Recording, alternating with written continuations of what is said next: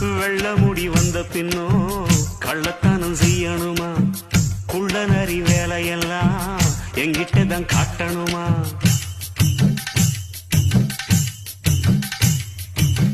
காத முடி நரைச்சிருந்தா காதல் கொஞ்சம் கூடுமுங்க. கண்ணை சுத்தி கருப்பிருந்தா கடைசி வர சேருமுங்க.